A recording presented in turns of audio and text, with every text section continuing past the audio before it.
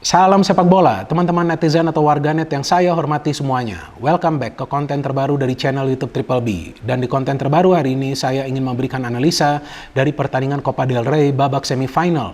Leg pertama antara Real Madrid versus Barcelona yang berakhir untuk kemenangan Barcelona dengan skor 0-1. Dengan kemenangan ini berarti Barcelona telah berhasil mengalahkan Real Madrid sebanyak 2 kali musim ini, teman-teman. Karena sebelumnya juga mengalahkan Real Madrid di pertandingan final Piala Super Spanyol dengan skor 3-1. Dan bagi saya pertandingan dini hari tadi adalah pertandingan yang boring dan juga brutal. Boring karena tidak banyak peluang emas yang bisa diciptakan oleh para pemain dari masing-masing tim.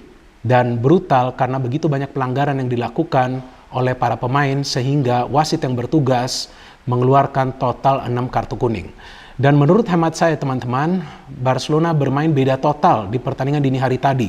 Tidak seperti biasanya, mereka kali ini bermain bertahan total.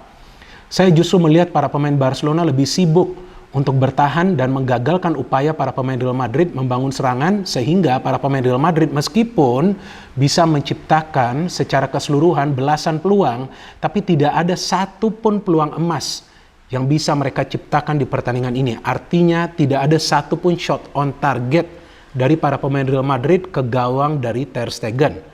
Sedangkan dari Barcelona, walaupun mereka berhasil mencetak gol, walaupun mereka berhasil bertahan secara benar, tapi sebetulnya mereka juga tidak bisa menciptakan banyak peluang. Karena seperti yang saya katakan tadi, mereka sibuk untuk bertahan. Mereka hanya sesekali membangun counter.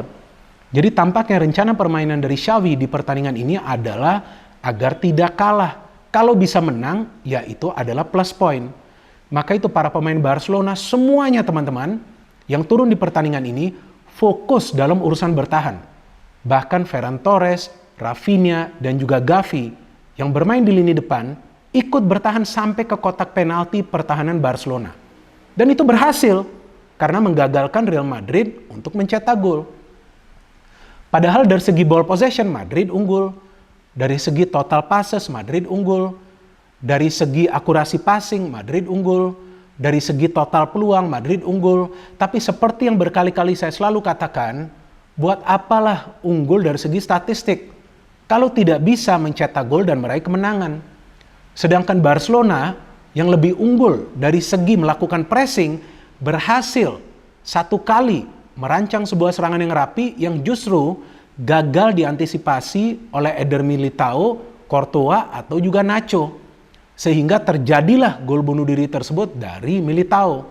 Dan memang bisa saja Barcelona menambah gol mereka jika saja Ansu Fati tidak berdiri di garis gawang ketika Kessie melepaskan tendangan. But that's it. Itu saja 2 peluang yang bisa diciptakan oleh para pemain Barcelona di pertandingan ini. Karena mereka benar-benar khawatir untuk keluar menyerang. Jadi permainan Barcelona dini hari tadi tidak seperti permainan Barcelona di 2 laga El Clasico sebelumnya. Karena ketika bermain di Bernabeu pada saat itu saya ingat Barcelona kalah kan dengan skor 3-1. Tapi dari ball possession mereka unggul dan dari segi total peluang juga mereka unggul loh, teman-teman.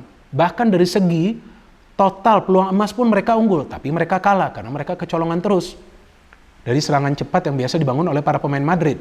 Kemudian di final Piala Super Spanyol juga Barcelona unggul dari segi ball possession, dari segi total peluang, dan dari segi total peluang emas, bahkan dari segi total passing dan akurasi passing. Yang akhirnya mereka berhasil meraih kemenangan dengan skor 3-1. Tapi ketika bermain di Bernabeu, tampaknya Xavi telah belajar dari kekalahan sebelumnya di awal musim.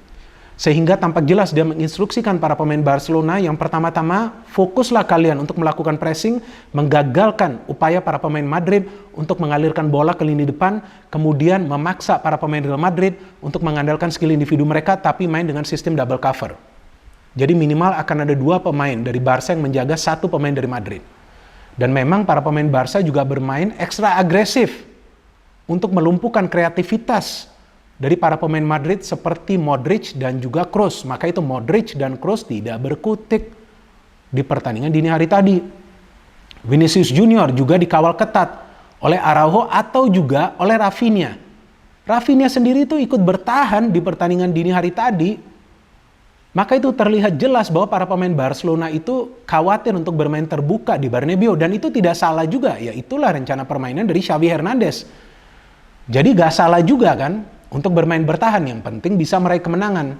And the problem is with Madrid, saya melihat para pemain mereka gagal untuk keluar dari pressing para pemain Barcelona karena mereka terlalu lama menguasai bola. Jadi secara taktik Barcelona unggul, walaupun dari segi permainan Madrid terlihat lebih baik di atas lapangan. Tapi kan kesulitan bagi Madrid adalah ketika para pemain mereka ini dikunci permainannya. Benzema, how many chances he got? Berapa peluang yang dia dapat? Kalau dari catatan saya hanya 2 peluang. 1 peluang itu off target, 1 lagi ketika dia sudah skor, tapi ya memang dia berada dalam posisi offside. Jadi memang ini bukan pertandingan yang mudah bagi Real Madrid ketika tim lawan itu bermain agresif dan juga defensif. Seperti yang sebelumnya juga mereka alami ketika mereka berhadapan dengan Atletico Madrid dan juga dengan Mallorca. Kan Madrid gagal menang di 2 pertandingan tersebut. Nah, artinya Barcelona di pertandingan dini hari tadi menerapkan taktik yang jauh berbeda, tidak seperti biasanya. Dan itu berhasil membawa mereka meraih kemenangan. Dan yang saya bingung juga, headline di sosial media dan juga di media-media digital adalah tentang kegagalan Real Madrid untuk bisa menciptakan satupun peluang on target, tapi tidak juga di-highlight keunggulan dari Madrid dari segi ball possession dan juga dari segi total peluang. Karena dari segi ball possession Madrid itu sampai 65%, bahkan di tengah jalannya pertandingan tuh sampai menembus 70%. Total peluang mereka itu belasan. Padahal seharusnya yang di-highlight adalah permainan ekstra defensif dan ekstra agresif dari para pemain Barcelona yang tidak seperti biasanya. Ini bukan filosofi permainan dari Barcelona, teman-teman. Karena kita tahu filosofi permainan dari Barcelona, apalagi yang dilatih sekarang oleh mantan pemain Barcelona Xavi Hernandez, adalah tiki-taka. Jadi tampaknya Xavi juga khawatir jika tiki-taka bisa menjadi teka-teki seperti di pertandingan lawan Manchester United di Europa League. Ya disinilah sekarang saya melihat keunggulan dari para pemain Barca yang bisa menutup ruang di area pertahanan mereka sehingga menggagalkan para pemain Real Madrid untuk mencari angle agar bisa melepaskan shooting atau heading on target. Ya jadi dari segi defensif Barca unggul, tapi dari segi penyerangan Madrid unggul. Ini pertama kali saya melihat Madrid lawan Barca musim ini bisa mendominasi total jalannya pertandingan. Bahkan saya masih ingat ketika di pramusim ada pertandingan persahabatan yang Barca menang, kalau nggak salah itu yang mencetak gol Rafinha, Barcelona bermain bagus banget, mereka menyerang total. Mereka mendominasi jalanan pertandingan, but this is a different Barcelona. Jadi jika banyak yang sebelumnya mengeluh ketika ada tim kesayangannya bermain defensif, ya sekarang mungkin fan dari Barcelona pun akan senang. Ya gak apa-apa bermain defensif, yang penting bisa menang lawan Real Madrid. Kan seperti itu pasti nanti ceritanya. Apalagi yang di-highlight adalah kegagalan para pemain Real Madrid untuk menciptakan satupun peluang yang berbahaya. Ya artinya shot on target. Ya menurut saya kesulitan bagi para pemain Real Madrid adalah ketika mereka tidak bisa memanfaatkan proses transisi yang cepat ya. Artinya transisi counter attack yang cepat. Karena beberapa kali ketika para pemain Barca keluar sebetulnya ada momen bagi mereka untuk membangun serangan balik yang cepat. Tapi gagal mereka lakukan karena mereka terlalu lama menguasai bola. Harusnya lebih cepat memberikan passing. Padahal Barcelona itu tidak full tim loh. Di pertandingan ini kan, Lewandowski tidak bisa bermain, Pedri tidak bisa bermain, Dembele tidak bisa bermain. Tapi Xavi pintar juga. Ketika dia ingin timnya bermain defensif, dia menaruh 3 gelandang yang punya kemampuan yang sama dalam bertahan dan juga jika diperlukan sesekali untuk membangun serangan. Siapa saja mereka? Kessie, Busquets, dan juga De Jong. Saya hampir lupa namanya, De Jong yang gelut sama Vinicius Junior kan. Nah, jadi 3 gelandang ini punya kemampuan yang sama untuk bertahan dan juga ketika mereka dibutuhkan untuk menyerang. Dan Barca ini bermain dengan striker palsu, Ferran Torres yang juga ikut bertahan. Jadi gimana caranya Madrid bisa menciptakan peluang yang berbahaya jika mereka menghadapi tim yang semua pemainnya bertahan? Maka itu Ter Stegen tidak melakukan satupun save di pertandingan ini kan teman-teman. Jadi pelajaran dari pertandingan ini bagi Real Madrid adalah ketika tim lawan itu bermain bertahan, mereka tidak boleh nyaman bermain ball possession. Mereka harus bermain seperti biasa, cepat memberikan umpan ke daerah pertahanan dari tim lawan.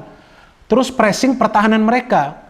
Kalau enggak, mereka akan mengalami kesulitan yang sama di pertandingan-pertandingan selanjutnya nanti teman-teman. Yaitu kegagalan untuk meraih kemenangan dan tentunya kegagalan untuk mencetak gol. Padahal dari segi permainan Madrid bermain bagus. Nah inilah sekarang juga adalah pelajaran bagi para pemain Madrid. Artinya ketika mereka berhadapan dengan tim yang bermain agresif, mereka juga tidak boleh terpancing bermain kasar. Justru para pemain Madrid juga terpancing bermain keras di pertandingan ini teman-teman. Sehingga mereka melakukan banyak sekali foul di pertandingan ini. Jadi para pemain Barca juga bermain ekstra agresif untuk mengacaukan konsentrasi dari para pemain Madrid. Gavi itu pemain yang paling berpengaruh dalam hal ini. Camavinga saja sulit untuk bisa melewati Gavi kan.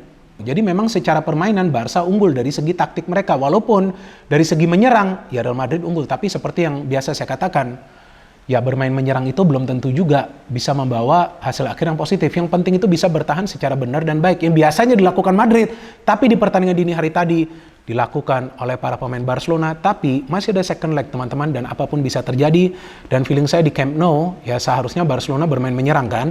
Nah disitulah nanti bisa ada momen bagi para pemain Real Madrid untuk mengandalkan counter attack mereka yang biasanya mematikan. Dan memang pertandingan dini hari tadi bukanlah pertandingan El Clasico seperti biasanya, karena kalau biasanya Barcelona juga berani meladeni permainan terbuka dari Real Madrid meskipun bermain di Bernabeu, tapi dini hari tadi Barcelona bermain defensif total. Tapi ya seperti yang saya katakan tadi, gak ada salahnya juga. Yang penting bisa meraih kemenangan, dan saya menunggu nanti apakah para pemain Real Madrid bisa recover atau tidak dari loss ini, dari kekalahan ini, dan juga bisa improve dengan finishing mereka ya. Karena banyak sekali tendangan dari para pemain Madrid yang melenceng di pertandingan dini hari tadi. So, kita tunggu saja teman-teman perjuangan dari Barca dan juga Real Madrid di pertandingan leg kedua nanti Copa del Rey, yang tentunya saya harapkan akan berjalan lebih menarik daripada pertandingan dini hari tadi. No hate, no politics, only football. Salam sepak bola.